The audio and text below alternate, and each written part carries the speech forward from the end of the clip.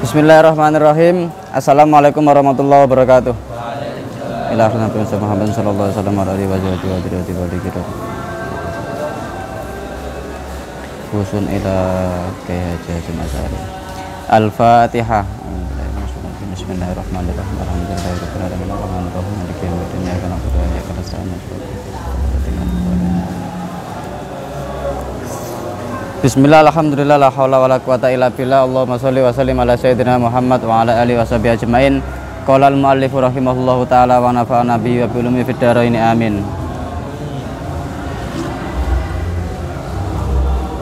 Halaman 8. Kemarin terakhir dijelaskan ada Syekh Zaruk mengatakan bahwasanya aksamuha salah satu, macam-macam bid'ah ada 3. Bid'ah shorihah, bid'ah yang jelas, bid'ah idhofiyah, bid'ah yang berdasarkan pada sandaran, dan yang ketiga adalah bid'ah al-khilafiyah. Sudah ketemu? Bid'ah khilafiyah, di mana ada 2 pendapat yang sama-sama ada dalilnya. Dalam kondisi seperti itu terserah mau ikut yang mana. Enggak boleh ketika ada 2 pendapat, ya, 2 pendapat ada perbedaan, yang mana dua-duanya ini ada dalilnya, terus kita malah benturkan satu sama lain, ngerti ya? Enggak boleh, karena masing-masing punya dalilnya, punya dasarannya di dalam syariat. Bismillahirrahmanirrahim. Wa qala al-allamah Muhammad Waliyuddin Asy-Syibsiriyu. Wa qala al-allamah Muhammad Waliyuddin Asy-Syibsiriyu fi syarhil arba'ina an-nawawiyah ala qaulihi sallallahu alaihi wasallam man ahdasa hadasan au awa muhdisan. Man utawi sapane wong iku ahdasa membuat-buat. Ahdasa itu artinya membuat-buat.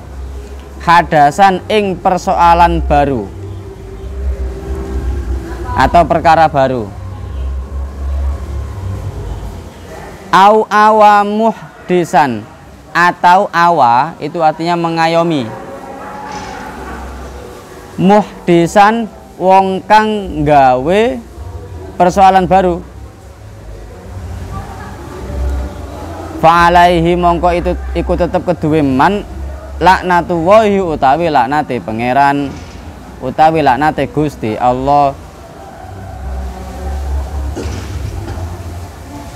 Wadakhala lan melebu fil hadis yang dalam hadis apa al-uqudu al-fasidatu. Al-uqud itu jamak dari akad, akdun, akad. Al-fasidatu kang rusak. Wal hukmu ma'al jahli, menghukumi dengan kebodohan. Wal jauri lan tidak adil. Wa nawdzalika, dan sebagaimana itu kembali ke uqud fasida.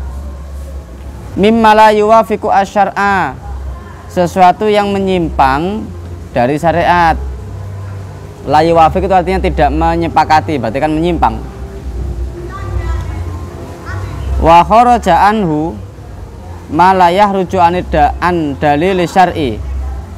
Wa kharaja anhu lan kecuali dari hadis itu, kecuali dari yang dimaksudkan iku ma barang layah rujukan orang metu apa ma anin dalil syar'i, saking dalil syar'i atau dalil syara'.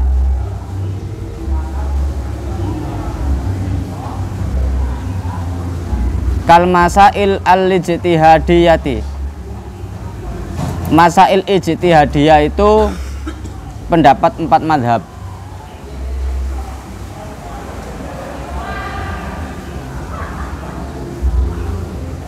Iki suaranya apa ya? Ruame.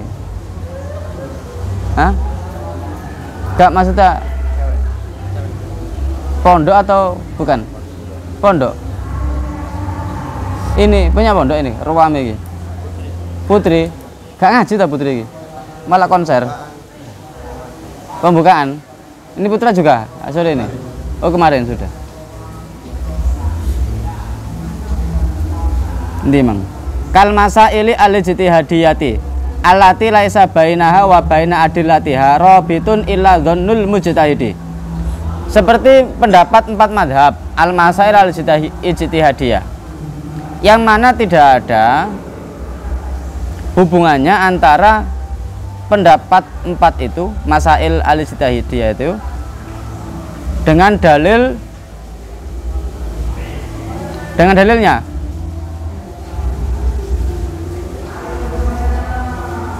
Tidak ada dalil yang perkara yang menyambungkan antara masail al-ijtihadiyah itu dengan dalilnya, kecuali prasangka mujtahid. Siapa mujtahid? Ya Imam Syafi'i, Imam Hanafi, Imam Hambali dan sebagainya itu. Prasangka mujtahid. Wa kitabil mushafi, wa kitabatil mushafi, lan nulis mushaf, wa tahriril madahib, lan mengintisarikan pendapat-pendapat madhab,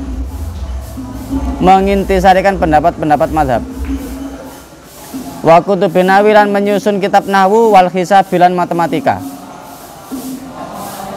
Nah begini, Al-Alama Muhammad Waliyuddin Asy-Syibasyiriyu di dalam kitab Arba'in Nawawi beliau jelaskan, Rasulullah bersabda, man ahdasa hadasan au awa muhdisan fa alaihi laknatullah. Barang siapa yang membuat persoalan baru atau mengayomi orang yang membuat permasalahan baru atau perkara baru, maka dia akan dilaknat oleh Allah. Kemudian masuk di dalam akad fasid. Akad fasid itu akadnya batal. Wal hukmu ma'al jali, menghukumi dengan bodoh dan tidak adil, sebagaimana yang menyimpang dari syariat. Kemudian yang keluar dari itu, kecuali sesuatu perkara yang tidak keluar dari syariat, ada di dalam syariat itu dalilnya. Contoh 4 madhab zamannya Kanjeng Nabi, biyen madhab itu sudah ada atau belum? Belum, itu jauh, generasi keberapa itu. Madzhabul arba'ah itu loh, Imam Maliki, Imam Hanafi dan sebagainya itu zamannya Kanjeng Nabi gak ono. Setelah sekian lama baru ada. Biyen zamannya Kanjeng Nabi enak. Ono perkara apa yang belum dipahami langsung takon Kanjeng Nabi langsung memberi jawaban dan memutuskan. Lah setelah ditinggal Kanjeng Nabi meninggal sekian lama, ini mulai banyak perbedaan pendapat. Sehingga perbedaan pendapat ini kalau nggak dirapikan, nggak dirampingkan, iki iso murat marit. Ngerti maksudnya? Iso murat marit, ono sing kepirono dan tidak didasari dengan ilmu. Akhirnya kan nafsu yang mendominasi. Lah pada akhirnya muncullah mazhab satu. 4 mazhab. Dengan keahlian beliau, dengan ilmu yang beliau punya, otomatis ketika menemukan atau mencari suatu hukum yang belum ada di syariat, itu kan gak sembarangan. Ngerti? Gak sembarangan.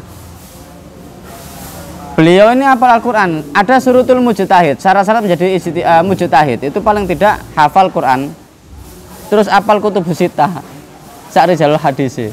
Ngerti kutubus sittah? Ono Sahih Bukhari, ono Muslim, Bukhari, An-Nasai, Ibnu Majah dan sebagainya, dan 6 kitab itu. Kalau saya ini Sahih Bukhari ono pirang ewu hadis itu, Sahih Muslim ono pirang ewu hadis, itu hafal. Kayak kamu, orang anak aliyah ketika bertemu dengan satu masalah, dengan anak SMP bertemu dengan satu masalah, kira-kira penyelesaiannya itu sama atau beda? Beda. Kenapa beda? Satu, tingkat pengalamannya beda. Yang kedua, tingkat keilmuannya beda. 3 jam terbangnya beda. Lah, ulama-ulama mazhab ini ya pun nggak sembarangan, dengan keilmuan kalian beliau itu mencoba nggak sembarangan golek hukum sing dimana syariat itu belum ada. Iki melok endi iki? Amalan iki melok endi? Digolekno. Ngerti bekecot. Halal apa haram? Hah? Oh, nek sing ngomong halal, nek sing ngomong haram. Nang Quran ana apa ora? Kodok iku ana apa ora nang Al-Qur'an? Difdak itu ana enggak? Enggak ana. Tapi kan ini kan sama para ulama mazhab ini dikiaskan ke hukum apa yang akhirnya dia dapat hukuman. Oh, masuk kategori binatang hidup di 2 alam. Iya kan, kata ya. Makanya haram tekek. Halal apa haram? Halal, Ustaz, kayak pengobatan. Aja angger ae ngawur. Bukan kayak pengobatan gak apa-apa lho, aja ngawur. Golek hukum yo aja ngawur. Engko ditakoki tanggane, "Mas, aku gatel, Mas." Oh, lek ngombe getene ula. Gete wis haram apa maneh? Kena uloe. Ya ngono lho. Jadi gak angger ae kudu digolekno dalile. Sama kayak ada orang, saya nggak bermadzhab. Imam Hanafi, Imam Malik, Imam Syafi'i ku lho padha menungsone kaya awak dhewe. Kono menungso kene ya menungso, kono mangan kene ya mangan, kono turu ya kene ya turu. Kan padha wae lah padha melok-melok, mungkin iso golek salahne dhewe. Terus saya bilang begini sama teman saya waktu itu, diskusi. Iya beda. Apa bedane? Beda rame. Cara kaya HP ngono beda. Beda RAM.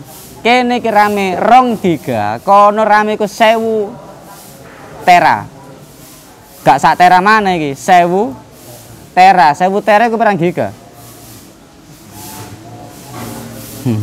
Nek sak tera kan 1000 giga. Iya kan? Lagi nek 1000 tera piro? 1 juta kan? Maksud saya apa? Lo beda lo tadi saya logikakan. Arek SMP sama arek Alia ketika menemukan satu masalah yang sama, otomatis penyikapannya berbeda. Para imam mazhab iku hafal Quran loh. Hadis ya ribuan hadis beliau hafal. Ngerti ilmu nasih mansuk, ngerti ilmu tafsir, ngerti ilmu fikih dan usul fikih. Lawak dhewe wong awam gak ngerti apa-apa. Tiba ono masalah katanya menghukumi hanya gara-gara dia menungso kan dia menungso. Tapi secara kapasitas keilmuan gak dibanding.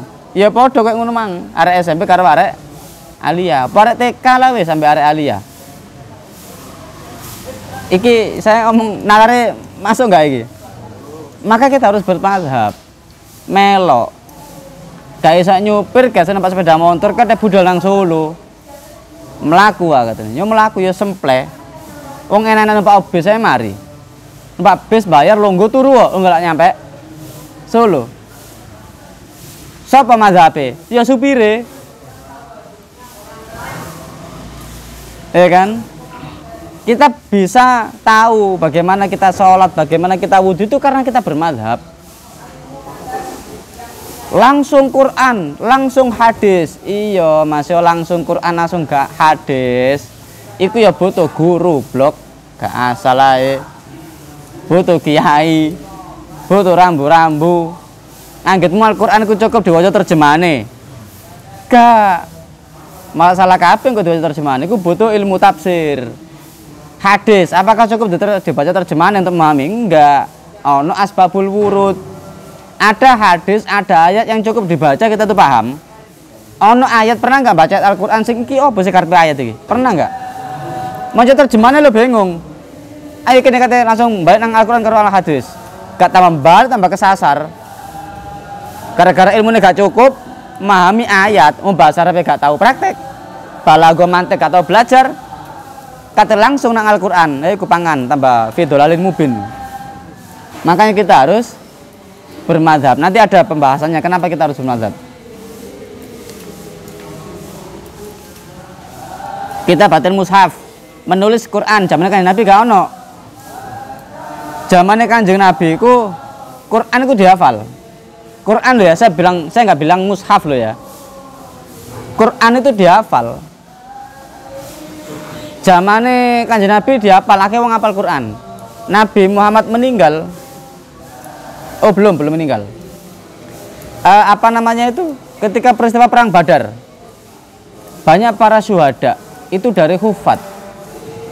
Wong hufat melok perang Badar akhirnya syahid, mati. Lagi nek diterusno Quran yang nggak dibukukan ini bahaya. Banyak para penghafal yang meninggal. Maka dipelopori oleh Abu Bakar As-Siddiq untuk mengumpulkan para hufat. Ya kan? Abu Bakar gak sampai selesai, terus ganti kemudian ke Sayyidina Umar, gak mari Sayyidina Utsman. Ada 3 generasi waktu itu untuk mengumpulkan Al-Quran. Dimulai dari Sayyidina Abu Bakar melihat peristiwa perang Badar. Akhirnya ada upaya untuk mengumpulkan Al-Quran itu tadi. Dilumpuhno wong iki para hufat iki dilumpuhno.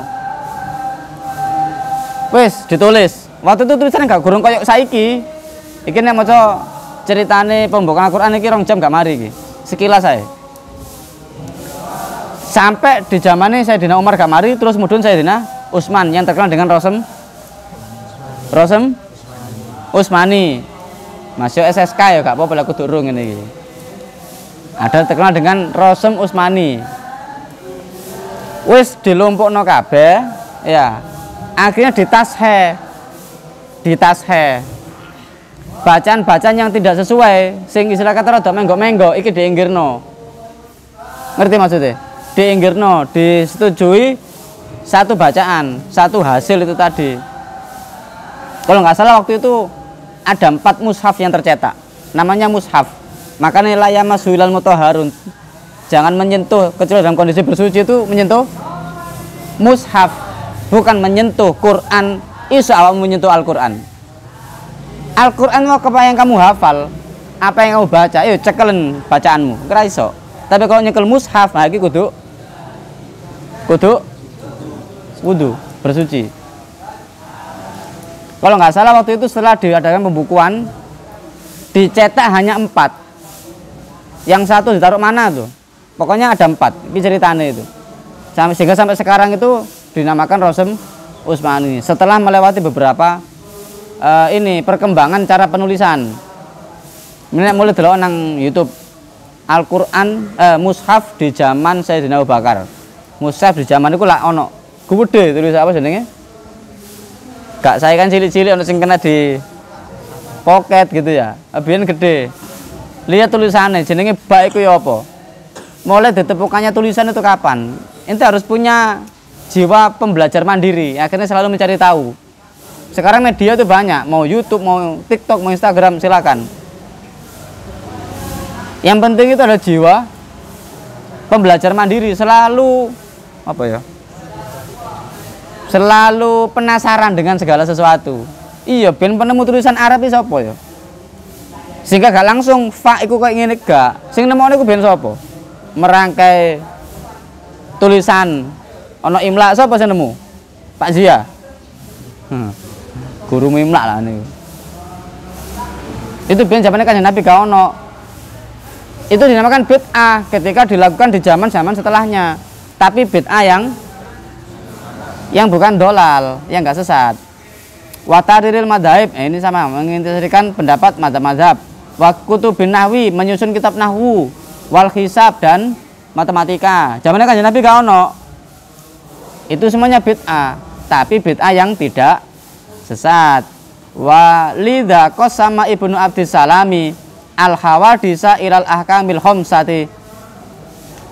Maka dari itu Ibnu Abdis Salam membagi qasama yuqassimu, membagi al-hawadisa ilal ahkamil khamsati. Hal-hal baru itu dibagi menjadi 5. Kemudian saya kasih contoh, cuma contoh yang di luar kitab. Ini di dalam kitab.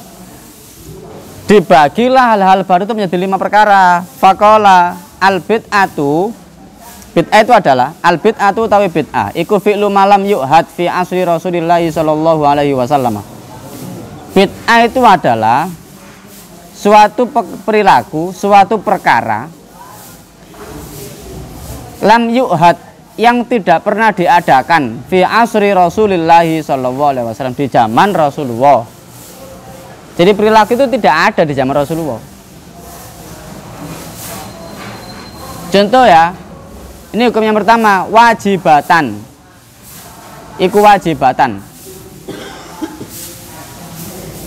Kata alumin nahwi wajib, bid'ah sing wajib. Contohnya kaya apa? Ta'allumin nahwi wa ghoribil kitabi was sunnati mimma yutawaqqafu fahmus syariati alaihi. Hukum wajib contohnya belajar ilmu nahwu, ghoribil qiraah, ghoribil kitab, bacaan-bacaan ghorib. Biyen jamane Kanjeng Nabi gorong ketemu, gorong ono. Lah iki sing arek STE golek ono bacaan ghorib ben sing nemokno sapa? Mungkin zaman Kanjeng Nabi wis ono bacaane, cuma belum didisiplinkan ilmunya. Ilmu tajwid pertama yang menemukan siapa? Golek ono. Masih gak tafid loh, gak apa-apa. Kalano rek tafid ya, jam ya. Kalano. Ayo urut agak karo ya, aku luru SSK. Ah ngono. Golek ono meneh. Penemu ilmu tajwid sing membagi apa ono idhar qamariyah, idhar samsiyah. Terus mana goro ibul qiraah iku ben senemono sapa. Dulu zamane Kanjeng Nabi cuma bacaane, teko Jibril yang ngene iki. Jibril teko pangeran ngene, mudune Kanjeng Nabi koyo ngene, mudune para sahabat koyo ngene. Tapi belum ketemu namanya disiplin ilmu tajwid. Ilmu nulis iku gurung ono. Maksudnya sing koyo saiki lho ya. Mungkin dulu tulisan ya hanya sekedar mbuh koyo apa ya. Awak dhewe gak urip nang zamane Kanjeng Nabi.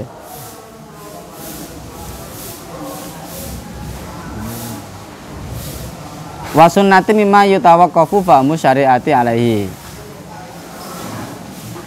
Wa muharramatan, haram, bid'ah sing haram kaya apa? Kamat habil qadariyah wal jabariyah wal mujassimati. Al qadariyati wal jabariyati wal mujassimati. Nah, hati-hati. Ana qadariyah, ana qadiriyah, awas keliru. Nek qadiriyah iku jamaah tarekat. Qadiriyah wanang sabandiyah ana jamaah qadiriyah tok. Nah, yang gak oleh iki sing sesat iki qadariyah. Tulisan. Intinya ae. Qadariyah itu begini, kelompok yang mengatakan bahwasanya Gusti Allah itu tidak memiliki kuasa. Bahwasanya Gusti Allah tidak memiliki kuasa. Yang punya kuasa itu adalah manusia itu sendiri, usaha manusia sendiri. Kalau Jabariyah iki kewalikane. Manusia tidak punya kuasa sama sekali. Yang punya kuasa adalah Allah. Qadariyah iku menungso pangeran gak duwe kuwasa. Kalau Jabariyah itu kelompok yang memahami bahwasanya manusia yang nggak punya kuasa. Nek Qadariyah seluruh kuasa dikembalikan kepada manusia. Jadi pangeran nggak punya andil untuk menentukan segalanya. Kalau Jabariyah itu kewalikane, menungso nggak punya andil sama sekali, tapi yang punya andil adalah Tuhan. Menungso nggak punya kuasa sama sekali. Kon usaha gak usaha, nek jan ditakdirno sugih ya wis sugih. Praktekno ya. Nek wong Jabariyah ngene, kon apa jenenge mangan gak mangan nek ditakdirno wareg lak wareg. Ayo cobaan kok. Aja mangan. Nek Qadariyah, nek Jabariyah ngenteni apa jenenge? Takdire pangeran. Jentene ngono mang logikae. Aku nek ditakdirno pangeran pinter lah ya pinter lah apa angel-angel. Ayo RSTE ngono meneh ya. Ora usah ngapalno. Lah apa gak ngapalno? Ngeratus takdire pangeran. Nek jelas takdirku hafal enggak hafal. Ini dipecuti payuan. Nek Qadariyah iku sak walike kabeh iku menungso. Pangeran gak duwe andil sama sekali. Semua itu tergantung kepada usahane menungso. Kaya-kaya kan gak ono pangeran. Sukses gak awakmu iku tergantung usahamu dhewe, gak tergantung takdire pangeran. Wis paham ya antara Qadariyah sama Jabariyah. Lah sing Mujassimati begini. Kelompok yang meyakini bahwasanya lillahi jismun. Allah itu memiliki jismun seperti kita, ono tangane, ono sikile, ono ya seperti manusia lah. Ini kan nggak boleh. Berarti kan menyetarakan atau menyamakan Tuhan dengan manusia, dengan makhluk. Ono dalil nang Al-Qur'an ya, iki sing arek STE. Wallahu biaidin. Iya bener. Pernah dengar gak itu? Sak potong ae mbok terusane. Iya ono, wallahu biaidin. Ta walillahi biaidin. Wallahu biaidin. Iya. Aku takon soalnya gak apa loh. Allah dengan tangannya. Iki diarteni nek wong Mujassimah, tangannya Gusti Allah. Menungso tangan sakmene, tangane pangeran kaya apa? Wasi'a kursiyyuhu samawati wal ard. Kursinya itu membentang seluas langit dan bumi. Kursi nanggur pendope iki sakmene. Lah kursine pangeran sakmono. Iku wong Mujassimah. Gak oleh. Padahal nek wong Ahlussunnah wal Jamaah itu tidak seperti itu. Nek wong Ahlussunnah wal Jamaah memane Allahu bi aidin, Allah dengan tangannya, bukan tangan secara suratul yad kayadil insan. Tapi yadun di sini adalah kekuasaan.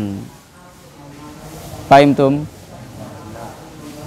Kekuasaan, rubalah dengan tanganmu, maksudnya rubalah dengan kekuasaanmu. Iku wong Ahlussunnah wal Jamaah. Wa mandubatan kaihdasir rubti wal madarisi. Mandub itu sunnah. Bid'ah sing sunnah kaya apa? Kaihdasir rubti. Kaya dene gawe pondok. Wal madaris dan apa madaris? Hah? Sekolah, madrasatun madrasatani madarisu. Wa kullu ihsanin lam yu'had fil asril awwali. Dan setiap kebaikan yang belum pernah ada di zaman yang pertama, maksudnya zaman Kanjeng Nabi. Zaman biyen gak ono tapi saiki ono, tapi iku apik dan gak bertentangan dengan syariat. Itu maksudnya. Wa makruhatan lan makruh. Bid'ah sing makruh kaya apa contone? Kazuh rufatil masajidi. Kazuh rufatil masajidi, menghias masjid berlebih-lebihan. Wa tazwikil masahifi, menghiasi mushaf, maksudnya secara berlebihan. Masjid lumrah masjid ya wis ngene iki lah.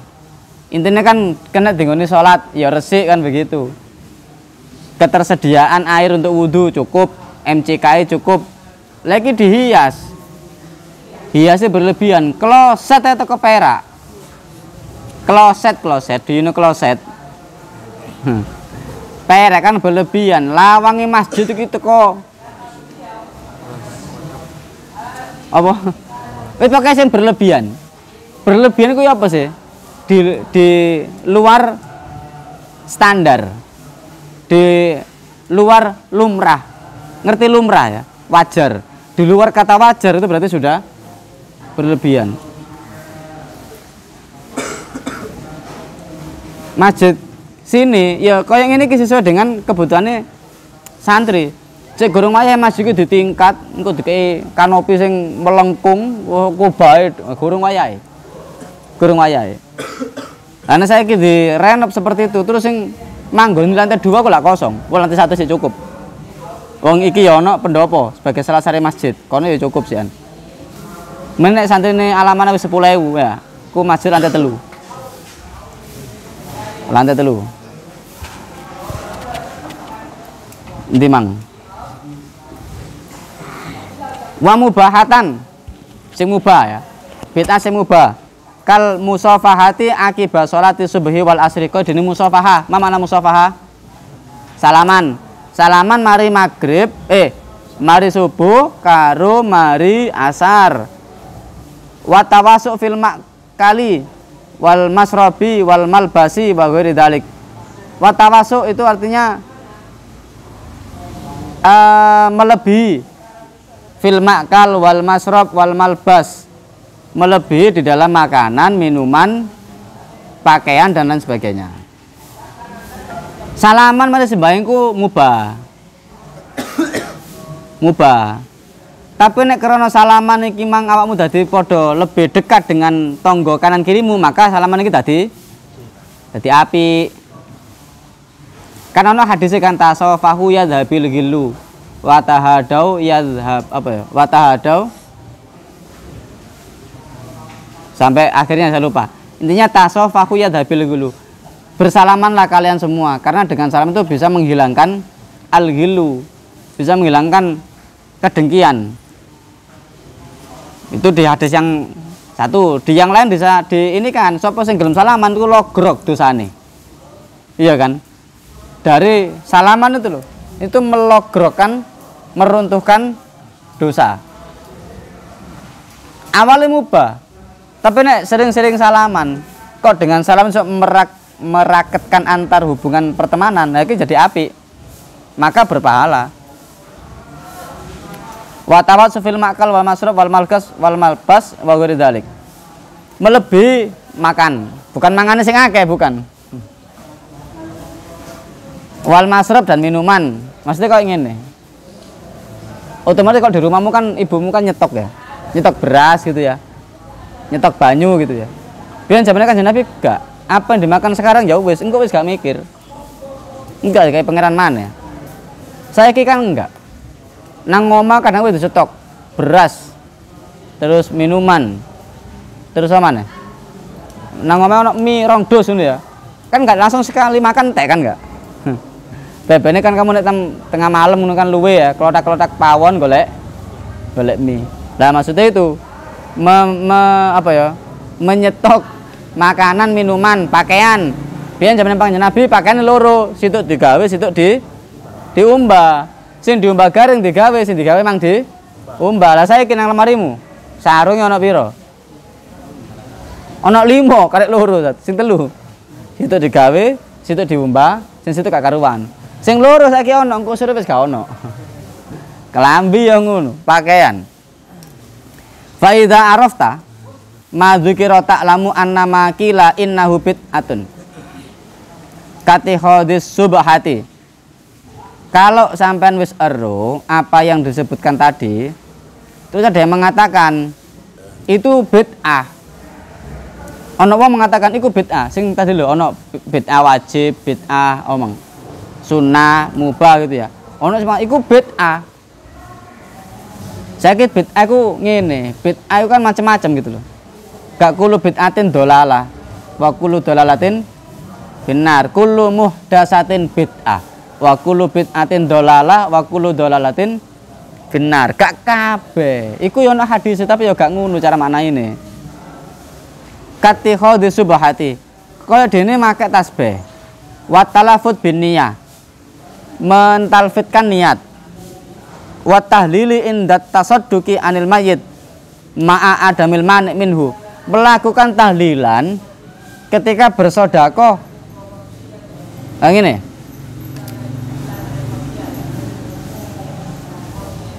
Ana wong mati, nekakno apa ku jenenge? Tangga-tangga kan, selamatan utawa tahlilan 7 hari, 40 hari gitu ya. Sampai 100 hari, bahkan sampai pendake kadang diselamati. Itu kan begini. Kalian mengeluarkan sodako, yang mana dengan niatan sodako ini dikirimkan kepada yang mati. Lah nekakno wong, nek wong teko terus dikai berkat kan gak pantas. Nah tradisi di Jawa ngadakno tahlilan kirim donga. Paham tum? Tahlilan pahala sedekahnya, pahala yang gawe jajan, pahala yang gawe tumpeng iku mang dengan niat dikirim nanggo sing mati. Lah wong-wong lungguh maca tahlil, maca yasin iki dikirim nang wong sing mati, ya sudah selesai. Iku ana sing bid'ah. Lama ada milmane anhu. Contoh begini, sing gak oleh itu begini. Wong sing gak duwe iki maksa awake gawe selamatan. Mesti nggak selamatan iku sampai dibalani utang-utang tuku beras, tuku minyak, digawe nyelameti mbae padahal gak duwe untuk makan sehari-hari angel. Nah iki sing gak oleh. Paham tum? Nek mampu ya adano selamatan, nek gak mampu ya wis wong iku gak wajib.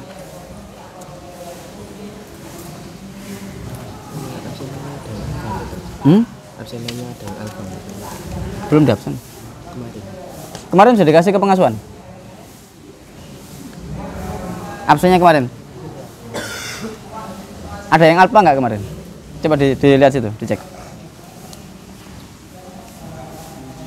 Nek gak duwe, yo gak apa-apa, gak usah mengadakan wong iki sunnah. Wa ziyaratil kubur wa nawi dzalika laisa bi bid'ah. Ziarah kubur iku yo gak bid'ah. Walas. Ziarah kubur iku gak bid'ah. Wa inna ma adasa min ahdi amwalin nasi bil aswaki al-lailiyati wala bil qurati wa ghairi dzalika min syarril bid'ah. Nah iki pucuke iki sing gak enak. Malahan sesungguhnya mengambil hasil manusia dari pasar malam, klub-klub, night club, night club, party ngono iku lho. Ya. Ono LC ne. Ono LC ku language center. Walabu bil qurati, pasang taruhan. Lho sing ngene iku lho min syarril bid'ah, seburuk-buruknya bid'ah. Jamane Kanjeng Nabi biyen gak ono, saiki ono. Klub-klub malam ngono ya. Sing dan lain sebagainya lah. Iku syarrul bid'ah, seburuk-buruknya bid'ah. Lah pokon ngurusi wong tahlilan, wong wis gelem maca asmae pangeran. Lah pokon ngurusi wong selamatan sing gelem sedekah untuk yang mati. Wong gawe tasbih mbok bid'ah-bid'ano. Maca niat ditalfidna usolli fardhu dhuhri. Iku mbok salah-salahno bid'ah. Nabi ben gak ono. Lha sing nang klub-klub malam iku lho salah napa? Sing pasang taruhan, togel dan sebagainya. Iku apa bid'ah-bid'ano? Wong wis gelem sembayang mbok bid'ahno. Wong sing gelem yasinan mbok bid'ahno. Ngerti maksudnya? Lah iku lho maksudnya. Memang dulu gak ono, zaman Kanjeng Nabi usolli fardhu dhuhri gak ono. Karena niat itu adalah di dalam hati. Makanya kamu nek niat sholat, wocon usolli fardhu dhuhri iku sebelum sholat, ketika Allah, nah ketika takbiratul ihram sampai bar, baina Allah sampai bar, iku ncepno atimu niat sholat duhur makmum lillahi ta'ala. Wis niatnya di situ. Alamak salah kabeh kamu maca niat usolli fardhu dhuhri, mereka Allahu Akbar. Padahal niat itu adalah muqaranatun bit takbir, bersamaan dengan takbiratul ihram. Takbiratul ihram itu apa sih? Takbir yang pertama di dalam sholat. Fahimtum? Maca niat boleh, usolli fardhu dhuhri boleh, tapi pas ketika takbiratul ihram encepno nang atimu. Ora usah dawa-dawa. Usolli fardhu insyaallah dawa. Padahal maca takbiratul ihram itu gak oleh dawa-dawa. Paham tum? Gak oleh dawa-dawa. Allahu Akbar. Kan gak angel ngecepno niat duhur makmum wis. Ora usah dicepno duhur petang rakaat sembahyang nang Masjid Baitul Khudur wa Sa'ada. Imame kanca gak usah, tambah salah kabeh.